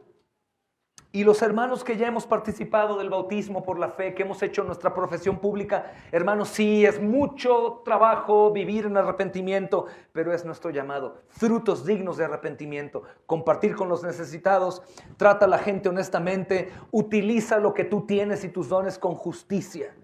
Porque arrepentimiento significa metanoias, cambiar nuestra manera de pensar, cambiar nuestra manera de hacer, cambiar nuestra manera de responder, cambiar nuestra manera de vivir. Ya no tiene que ver conmigo el amor, sino ahora yo soy el segundo y el prójimo es el primero. Ese es el problema que nos detiene. Y no es un problema, hermanos, que no se puede vencer, es cambia de página. Ve a Isaías 53. Y si en tu Biblia está Isaías 54, ok, ve el sacrificio de Cristo, ahora cambia al 54, ve la victoria para su pueblo, ve al Salmo 22, ¿verdad? Como un gusano abandonado, terrible, aplastado por la ira, devorado por los hombres, pero ahora ve al versículo 23, el Señor es mi pastor y nada me faltará. Da un cambio, metanoia. Hay tantos dones entre nosotros, hermanos, que van a ser usados para la gloria de Dios. Increíble, tantos jóvenes no convertidos aquí que pueden ser usados para llevar a multitudes a los pies de Cristo. Increíble, falta de arrepentimiento y lo puedes hacer. Es una estupidez, perdóname la expresión, pero no hay otra palabra. Hay peores, pero es pecado mencionarlas. Que digan, alguien me pedía una y otra vez, ore por mí, ore para que me arrepienta, ore para que me arrepiente y me arrepienta yo y mi familia y podamos en realidad ser salvos. ¿Qué estás diciendo? Mira, número uno, si tú estás diciendo eso es porque estás arrepentido de la vida que llevas, por lo tanto estás ya arrepentido, manos a la obra. Y si tú estás diciendo que es el arrepentimiento lo que va a salvarte, estás perdido, no tengo en realidad nada que hacer por ti. ¿Cómo que ora para hacer algo que Dios te ordena? Arrepiéntete. Cambia tu mente, déjate de amar a ti por sobre el amor que debes a Dios y a la iglesia y al pueblo que está perdido, hermanos. Nosotros podemos medir esto y es maravilloso ser una comunidad bíblica porque no tenemos tapujos, no tenemos problemas. Hermano, evidentemente tú no estás arrepentido. Hermano, evidentemente tú no tienes amor por la iglesia como dices tenerlo. Hermano, evidentemente tú no amas a los hermanos porque realmente no lo vemos, porque cuando un perfume es bueno, lo leemos, lo vemos. Oh, los amo mucho, hermano. Se te ofrece que haga algo por ti. Oh, hermano, cuánto te amo. Hermano, es raro, tenía una semana sin verte. Oh, hermano, teníamos un servicio que hacer y no estabas. No, hermanos, arrepentimiento, arrepentimiento. El arrepentimiento tiene que ver con dejarme de ver a mí y ahora ver a Cristo. Ojos en Cristo, ojos en su obra. Así está escrito, hermanos. Y fue necesario que el Cristo padeciese y resucitase de entre los muertos al tercer día y que se predicara en su nombre el arrepentimiento y la remisión de pecados en todas naciones, comenzando en Jerusalén. Dejen de hacer lo que estaban haciendo y ahora hagan lo que el Señor dice. Si se dan cuenta, este mensaje, hermanos, de arrepentimiento se anuncia una y otra vez. Pedro enfatiza lo mismo en Pentecostés. Judíos, dejen de hacer lo que hacen de la manera en cómo lo hacen y ahora bautícese cada uno en el nombre de Jesucristo para el perdón de sus pecados. Confiesen a Cristo públicamente. No son salvos por el arrepentimiento, sino el arrepentimiento es una manifestación pública de su salvación. Háganlo en el nombre de Cristo. ¿Por qué en el nombre de Cristo? En el nombre del Padre, del Hijo y del Espíritu Santo. Porque ellos creen en el neuma. Ellos creen en el Espíritu de Dios. Ellos creen en el Padre, pero ellos no creían en el Hijo como Mesías. Por eso Pedro les dice, arrepiéntense en el Hijo, en el que ustedes mataron y crucificaron por manos de inicuos. Imagínate, ¿tú estuviste en la trifulca? ¿Tú estuviste ahí en el complot para matar a Jesús? Sí. Confiesa que Él es tu Señor y que lo mataste. ¡Caray! Eso es impresionante. Los llamaba justamente a confesar a Cristo públicamente. Y este es el mensaje hoy, hermanos. La gente necesita arrepentirse. Iglesia, necesitamos arrepentirnos. Todos los sábados que yo vengo a orar a este lugar y que les mando un mensaje a los miembros, siempre les digo, oremos por un avivamiento. Y en ocasiones soy tentado, hermanos, a bajar un poco la vara, pero el avivamiento no vendrá sin arrepentimiento. Si el Señor está juzgando en base a nuestro corazón, en base a tus pensamientos, en base a tus palabras, en base a tu improductividad, en base a lo que no haces que Él dice que hagamos, no vendrá un avivamiento. ¿Por qué, hermanos? Porque Él no se sirve de un pueblo hipócrita. No hay concordancia de las tinieblas con la luz. Oh, hermano, pero fuimos lavados por la sangre del Cordero. Por eso, arrepiéntete. Porque para que fuera salvado, Cristo tuvo que ser sacrificado. Por eso, arrepiéntete. Cambio de mente. Y permítete a ti gozar de lo que Dios puede hacer a través de una vida de alguien arrepentido que Él ha salvado. Da frutos dignos de arrepentimiento. Sirvamos con nuestra vida entera, mis amados hermanos, y confesemos nuestros pecados así, con la misma honestidad y valentía con que pecamos. Eso es lo que va a traer, hermanos, un despertar. Y si bien no tenemos queja, Dios ha sido muy misericordioso y lleno de gracia con nosotros. Imagínense que todos aquí, que tú confesaras tus pecados públicamente, arrepentido de corazón. Imagina la honestidad, la integridad delante de los ojos de Dios, obrando, fluyendo sin estorbo. Maravilloso. Y esto no sería vergonzoso. Vergonzoso pecar sin arrepentirnos delante de un Dios omnisciente. Es el engaño del mal, hermanos.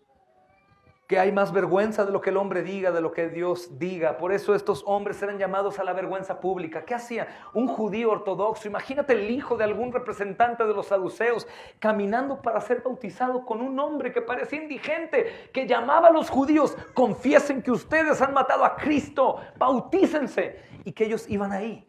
Que a sus máximos autoridades les dirá: víboras, serpientes. Y que ellos van renunciando con la vergüenza, probablemente burlándose de ellos. Mira, nada más.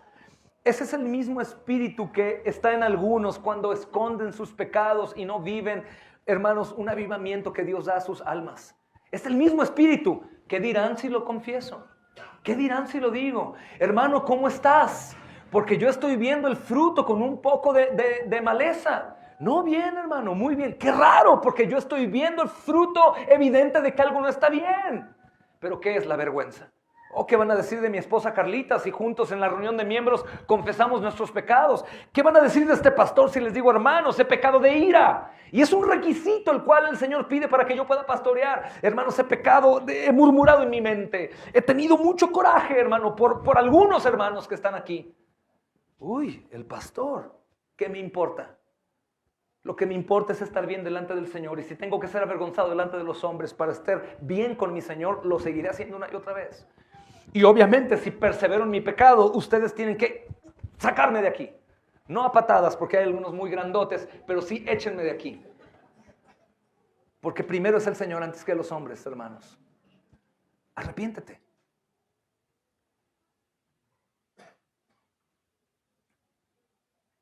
Sé que yo no puedo señalar a algunos aquí, pero me gustaría muchísimo hacerlo, por el bien de ustedes mismos. Pero sé que la condición sería terrible, muy vulnerable, y algunos se ofenderían. Probablemente no soportarían. Pero me encantaría decir: tú, hermana, necesitas arrepentirte. Tú, hermano, necesitas arrepentirte públicamente. Levántense, sean valientes, honren al Señor para que no se enoje y venga de pronto su ira. Díganlo: tu amargura, tu dolor, tu falta de compañerismo, de amor, de generosidad, de misericordia, de servicio, de frutos, de perseverancia, es por tu pecado. Confiésalo, escúpelo. No te pertenece, tú eres de Cristo y no cohabita el Señor cómodamente con un alma que no está arrepentida. Obviamente no lo haré, pero ¿qué crees? El Espíritu Santo es tan maravilloso que si eres un creyente sabes que te está hablando a ti. Y eso es glorioso de nuestro Señor. Que sabemos a quién habla, hermanos. Me habla a mí y te habla a ti. Gloria a Dios, malo que no escucháramos. Gracias a Dios. Hermanos, este es el mensaje que necesitamos predicarnos: arrepentimiento posterior a la fe. Algunos no predican arrepentimiento porque chocan, para que se arrepientan si ya son perdonados por la fe. Porque escucha, fuimos perdonados judicialmente. ¿Sabes lo que quiere decir eso, niño? Pequeñas, fuimos perdonados legalmente. Hubo alguien que pagó. En el tema forense, alguien pagó, alguien murió. El perdón con Dios lo tengo, pero existe otro perdón que es el perdón filial, el perdón paternal, el perdón con Dios, que si no pido perdón arrepentido, mi relación con Dios se ve afectada. Empieza a oscurecerse mi entendimiento y endurecerse mi corazón.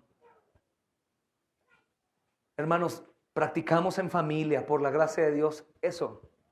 Hoy justamente en la mañana me senté con ellos porque el peso de predicar hipócritamente creo que es insoportable.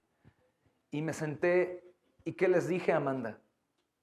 Quiero que me perdonen porque he estado pecando con esto y esto. Y les pido perdón. Quiero presentarme fielmente a servir al Señor hoy. He pedido perdón ya a Dios. ¿Me perdonan públicamente? Y en la misericordia de Dios me dijeron que sí. Porque ¿qué relación hay, hermanos, con la mentira y la verdad? ¿Qué relación hay con las tinieblas y la luz? ¿Qué relación hay con el cuerpo de una prostituta y el cuerpo de Cristo? Cánsate, cánsate. Falta de crecimiento es por falta de arrepentimiento. La falta de interés, de amor, hermanos, de misericordia a los perdidos es por falta de arrepentimiento. Porque en cuanto te arrepientas verás como Cristo ve, hermanos. Y podrás ser útil con lo que Él te dio a ti para servirlo. Descansa, dale descanso a tu alma y enseñemos a los nuestros a vivir en el poder de Dios, mis amados hermanos, que se manifiesta sobre toda carne, pero se sirve de aquellos que renuncian a la impiedad y se aferran al Espíritu en honestidad. Hermanos, la gente necesita ser perdonada y Dios todavía perdona. Y a veces estamos muy tentados a pasar por alto la realidad del pecado y enfatizar solo en el perdón. Les decía en la mañana que me he especializado en el estudio del fruto. Entonces veo que algunos que no concuerda lo que hablan por la vida que llevan tibia en el cristianismo, de pronto suelen ser los más amorosos, los más carismáticos, los más serviciales. Y es algo extraño. Ellos enfatizan en el perdón y no en la realidad del pecado. Tiene un porqué. Mencionar el pecado de alguna manera parece juicioso. Entonces, hablar de la gracia soberana y subenfatizar acerca del pecado y el arrepentimiento es la moda. Sin embargo, hermanos, eso no es fiel ni a las Escrituras, ni tampoco es fiel a las necesidades espirituales de la gente. Seguir acompañando a un pecador sin arrepentimiento, hermanos, mientras peca o mientras no confiesa su pecado, es acompañarlo a la muerte segura. La paga del pecado es muerte espiritual, por supuesto, de la que fuimos librados, pero también existe muerte física, hermanos. Y algunos debaten conmigo en este punto, pero te lo demostré mientras estudiamos las epístolas de Juan, y que incluía la enseñanza de 1 Corintios 11, y les decía, hermanos, hay muerte física para los creyentes que no se arrepienten de sus pecados. Hay muerte física, hay enfermedad, hay sufrimiento, hay dolor. Hermanos, lo dice la palabra de Dios.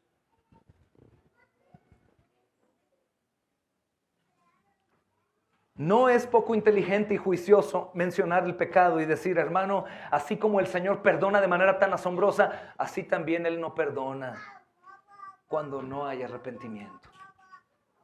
Por eso te decía, hay un contraste entre el arrepentimiento de Juan y el arrepentimiento, hermanos, de la fe cristiana. El bautismo de Juan y el bautismo cristiano.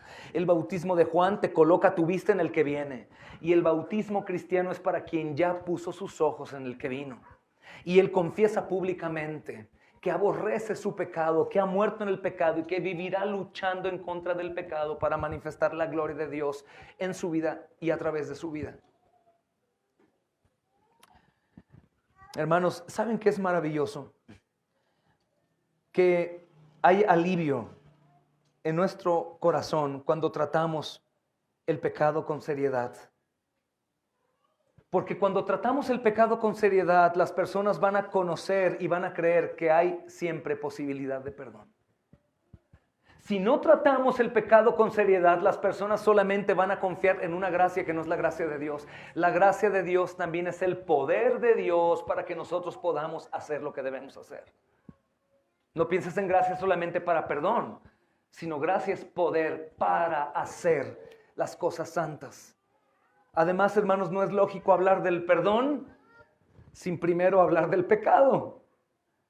Si no hay pecado, entonces no hay necesidad de perdón. Hermanos, y qué maravilloso es recordar que somos perdonados en la forma judicial, que Cristo murió por nuestros pecados, pero qué maravilloso es decir, oh Señor, a pesar de que conozco la cruz, a pesar de que sé que pagaste por mí en la cruz del Calvario, he pecado otra vez. ¿Qué sucede con esa alma? Hay de dos. Si persevera fresca en su entendimiento de la cruz, estará afligida todo el tiempo. Todo el tiempo, todo el tiempo. Si no está sensible, se endurecerá. Y cada vez presumirá de un perdón del cual en realidad no está disfrutando. Siempre están esas dos posturas. ¿Qué es lo que hago? Señor, aún conociéndote peco y peco y peco. Oh Padre, ¿podrías perdonarme? Señor, aún conociendo la cruz y he estudiado acerca de todo eso, Señor, el Calvario, tus tormentos, hemos leído tanto. Tenemos libros, Señor, que señalan tus padecimientos, tu pasión, tu sangre derramada por nosotros y continúo pecando. ¿Me perdonas? Dime por favor qué le dices a tu hijo si él llega llorando y te dice, papi, mami, papá, ¿me perdonas? ¿Qué haces? ¿Le dices que no? Te perdono, hijo, y te amo y he esperado que vengas arrepentido, sin importar lo que ese hijo haya hecho, ¿cierto o no? Sin importar, aunque haya sido un hijo ladrón, un hijo drogadicto, un hijo perdido, que haya asesinado, si él viene arrepentido y te dice, papá, ¿me perdonas? Tú lo perdonas. ¿Cuánto más el perdón de Dios por nosotros, habiendo pagado perfectamente con todas las demandas y la justicia que Dios demandaba en su Hijo, hermanos? Jamás nadie vivirá plenamente la vida cristiana sin arrepentimiento y confirmación de su perdón. Es tristísimo, mis amados hermanos y hermanas, ver entre ustedes y entre la iglesia de Cristo tantos que han recibido tanto y están dando tan poco a Dios por falta de arrepentimiento. Tan sencillo como humíllate delante de Dios y Él te exaltará.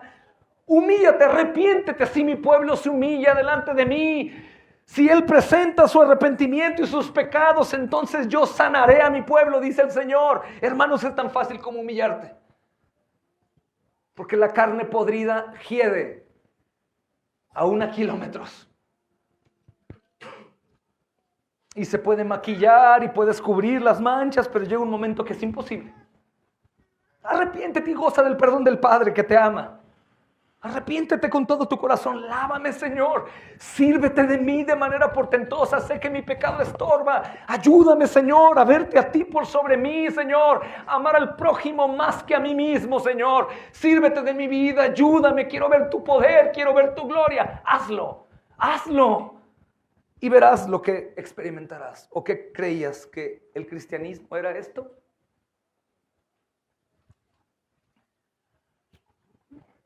Dice, hermanos, el versículo 4 al 6, como está escrito en el libro de las palabras del profeta Isaías, que dice, voz del que clama en el desierto, aparejad el camino del Señor, haced sendas derechas, todo valle se henchirá y bajáráse todo monte y collado, y los caminos torcidos serán enderezados y los caminos ásperos allanados, y verá toda carne la salvación del Señor. Qué interesante, ¿no, hermanos?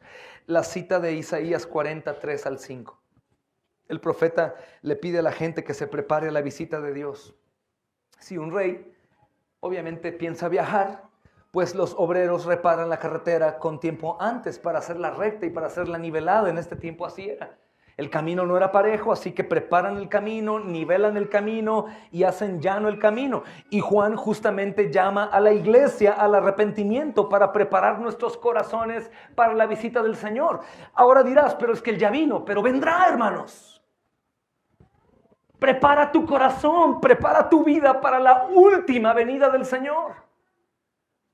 que ya no vendrá como un corderito humilde que abraza a todo el mundo y que le da oportunidad a todos. Las oportunidades se han terminado. Vendrá, ahora viene como el rey victorioso, rugiente, con ojos como fuego. Ya no hay manera de ser rescatado.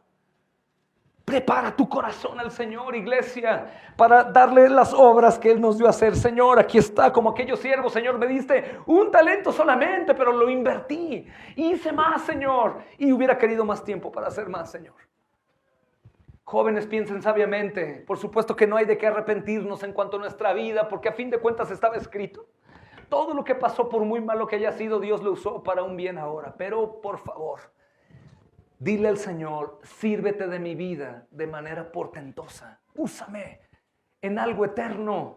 Aquí está, Señor, mi vida. Señor, sírvete de mí. El Señor vendrá pronto con toda seguridad, hermanos. Hagan sendas rectas, niveladas, llanas. Por eso la Escritura nos llama al arrepentimiento, preparar el corazón, hermanos, la visita del Señor. En el original, Isaías llama a la gente a hacer sendas rectas para Dios. Y ahora Juan cambia esto, hagan sendas derechas. Fin de cuentas, la intención es la misma, hermanos. Nosotros también necesitamos preparar nuestro corazón para la venida del Señor. Necesitamos ayudar a nuestra familia. Necesitamos, hermanos, ayudar a nuestras esposas, ayudar a nuestras hijas, estorbar a nuestros hijos en su pecado. Recordar que sin palabra no hay transformación. Recordar una y otra vez, oh hermanos, sí, yo sé que hay muchas actividades, muchas preocupaciones, pero ¿cómo? ¿No es una contradicción hacer tantas cosas para los nuestros y no ocuparnos de lo eterno, hermanos? ¿No será parte del pecado y del adversario que nos hace creer que tenemos justificación para no dedicar tiempo, hermanos, fiel a ellos? Lucha contra eso, arrepiéntete. Da un giro y ve al Cristo crucificado y resucitado. Necesitamos ayudarnos, hermanos. Necesitamos ayudar a la obra, mis amados hermanos. Necesitamos ayudar a la obra, el cuerpo de Cristo. ¿Qué tienes para dar al cuerpo de Cristo? Necesitamos. Nos acaban de avisar hace poco, algunos hermanos son testigos. Pastor, mire que el obrero que está ahí en Guanajuato ya no puede seguir, hermano. Dejamos una iglesia sola. Una misión, lleva 5 años. ¿Cómo, hermano? Sí, por favor, pastor, ayúdenos, envíen un obrero. Hermano, no tengo, hermano. ¿Qué hacemos? ¿Cómo hacemos? Les mandaba el audio a los hermanos. ¿Qué hacemos? ¿Quién dirá? Yo, hermano. Yo voy. No, porque eso implica, pues, mucha pérdida temporal. Entonces, pues, no los ayudamos. Lo más fácil es decir, no podemos ayudarlos. No puedo, hermano, voy a hacer lo posible, a ver si el siguiente mes puedo viajar para allá, los visito, por lo tanto, vean algunas enseñanzas. Necesitamos pueblo en Puebla, pueblo en Tamaulipas, pueblo en Michoacán, pueblo aquí, pueblo allá, pero ¿qué es lo que sucede? No estamos preparándonos para la venida del Señor, solamente estamos preparados para vivir nuestras propias vidas. Eso es terrible, mis amados hermanos. Terrible, terrible, terrible. Por donde quiera que lo veas, aunque me llames radical y un poco loco, vea las Escrituras y humíllate delante de Él. Verás que todo lo que se te dio, se te ha dado con el propósito de exaltar su nombre y vivir para su gloria. Pero es que no me has visto, hermano, mi condición, soy pero tan pobre, tan pequeño, tengo tanta falta de sabiduría. Pues bueno, hermano, el Señor llamó a Juan y lo llamó en el desierto. Hermanos, Juan deja claro que nuestro arrepentimiento es lo que prepara el camino para el Señor. Es lo que rellena el camino y ayuda a bajar las montañas. Esto tiene mucho sentido. Esta es la obra de Juan. Va limpiando el camino para el Señor, pero es un camino que se queda limpio para nosotros. Y cuando nosotros hacemos esto, los que vienen detrás están viendo cómo es. Hablábamos un poco del pastorado, hablábamos de los diáconos y decíamos cómo tenemos nosotros un peso tan grande. ¿Qué ven los jóvenes en un diácono? ¿Qué ven los jóvenes en un pastor? ¿Qué es ser un diácono? ¿Qué es ser un pastor? ¡Wow! ¿Qué es ser un padre piadoso? ¿Qué es ser una mujer piadosa? Yo sé, hermanos, que muchos se entristecen. Gloria a Dios si te entristeces para arrepentimiento. Gloria a Dios, hermano, porque solamente tendrás una oportunidad de hacer estas sendas derechas. Estos caminos sin baches, limpiar el camino para los que vienen atrás, que van a recorrer el mismo camino, pero de nosotros depende si lo recorren igual de empedrado y sucio o si se los limpiamos para que sea más fácil. Los caminos torcidos serán enderezados. Juan lo hizo, hermanos. En nuestras iglesias debemos tener cuidado, hermanos, de muchas cosas. No sea que solamente queramos dar la impresión, hermanos, que la función más importante es a lo mejor tener nuestras reuniones ágapes, ¿no? O que nuestra preocupación más grande ahora sea tener un edificio más grande, porque ciertamente estamos apretados aquí, ¿no? Y que sea la preocupación más grande, hermanos. O tener programas para el evangelismo. Estamos evangelizando, pero no es lo primordial. Estas son metas muy dignas y fácilmente se pueden medir. Sin embargo, la meta final es preparar nuestro corazón para el Señor. Eso. Señor nos juzgue conforme a nuestro corazón. Es una meta muy difícil, hermanos, de medir. Mientras que construimos, hermanos, nuestros planes para este año y pensamos ya en el congreso del próximo año y pensamos en el evangelismo y oramos para la perseverancia y tenemos nuestra reunión de miembros y queremos recibir más miembros. Todo eso, hermanos, siempre nos debe recordar que la obra verdaderamente importante que la iglesia tiene es, y que a lo mejor es a veces menos visible o más difícil de medir, es la obra espiritual. Señor, mira nuestros corazones, mira nuestra integridad, mira nuestros ágapes, mira nuestro servicio, mira lo que hay en mi mente, mira mi atención a las necesidades de la iglesia. Mírame, Señor, mírame.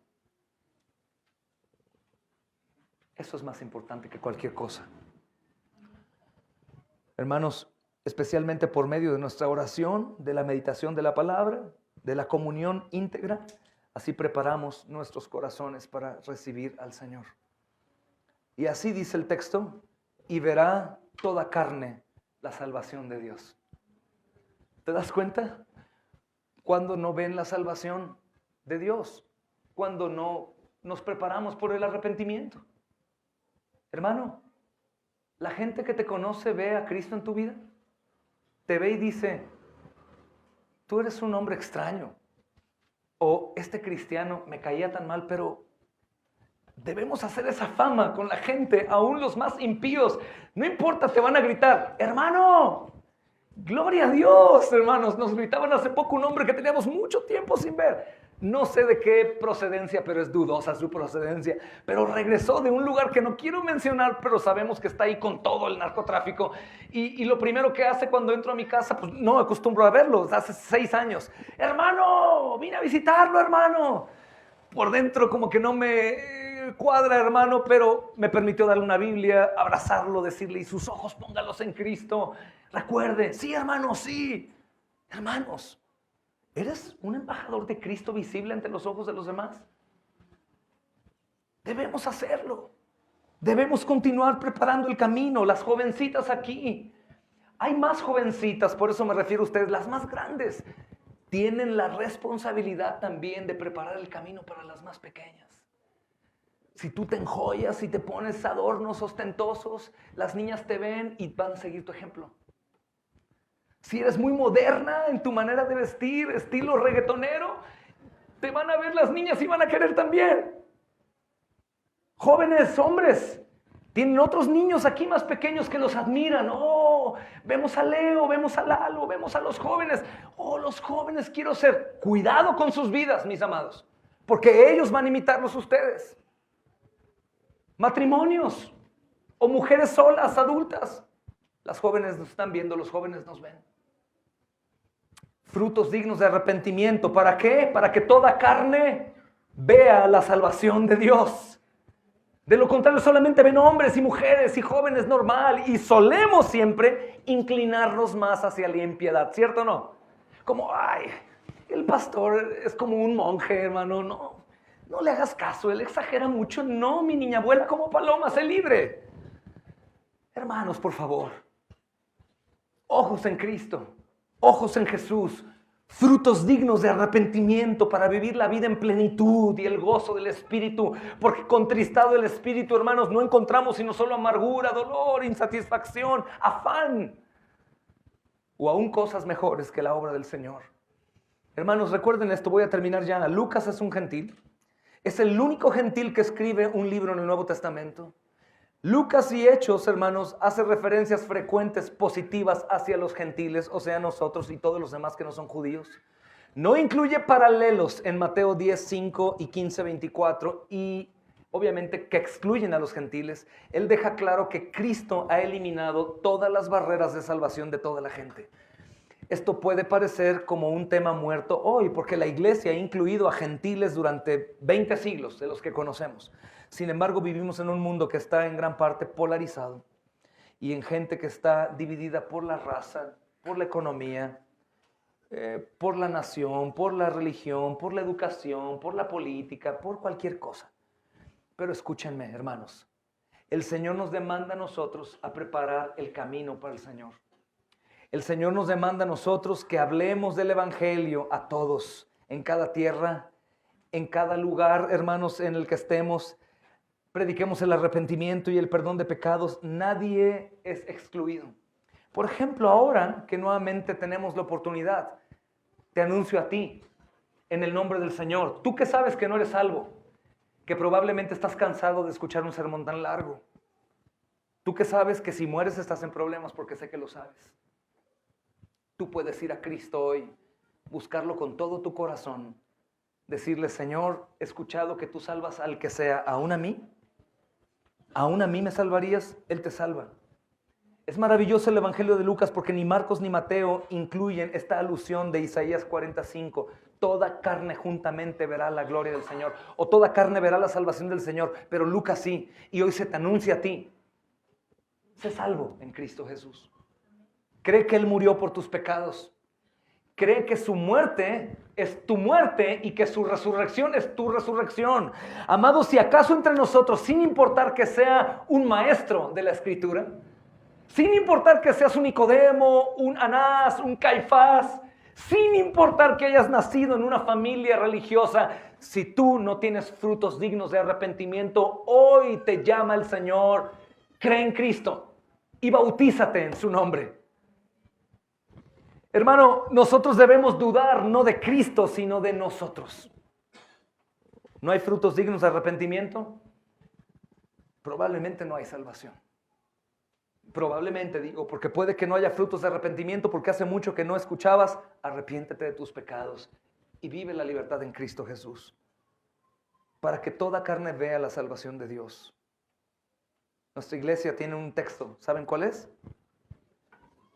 Toda lengua confiese que Jesucristo es el Señor. Toda lengua confiese. Nuestro ministerio de evangelismo tiene un nombre, ¿verdad? El Cordero es digno. Todos allá millares decían: el Cordero que fue inmolado es digno de tomar el poder. Hermanos, tenemos que poner nuestra atención en el llamado del Espíritu Santo a todos nosotros. Y hoy te invito a que medites en algo profundamente. ¿Pudieras creer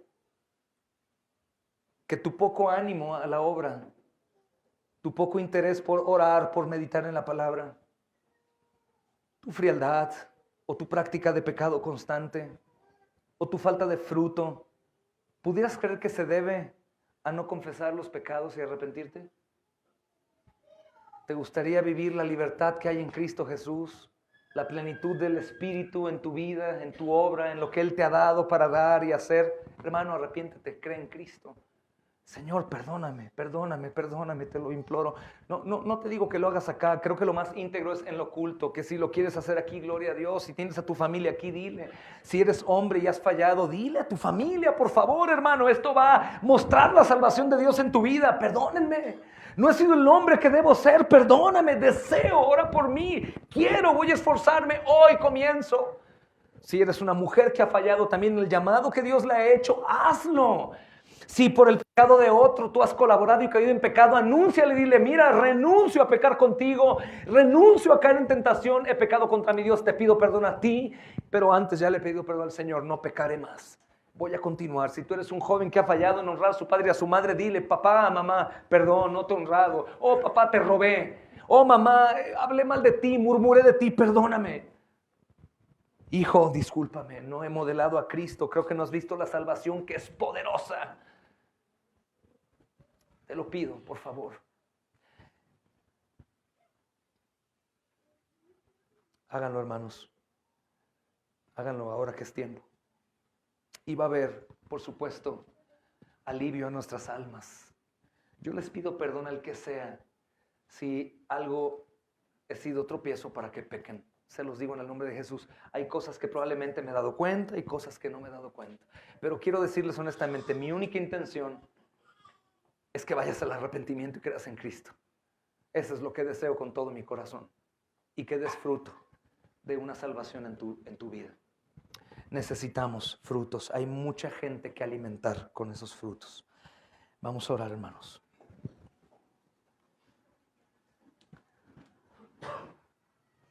Padre, agradecido, Señor, por tu bondad al mostrarnos tu palabra, Señor, y poder meditar en ella, Señor. Agradecidos con tu misericordia, Señor amado, pues nos ha sido revelada, Señor. Y sé, Espíritu Santo, que has obrado ya, Señor, en nuestros corazones. Padre, obra, Señor, te lo pido, Señor, soplando vida, Señor, en cada corazón que está, Señor, entenebrecido.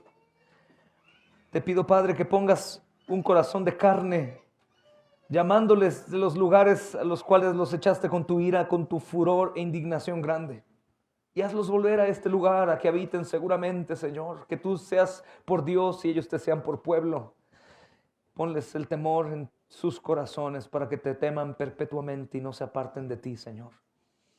Señor, ayúdanos a nosotros, los que hemos conocido esto, los que hoy recordamos, Señor, la necesidad de ser honestos.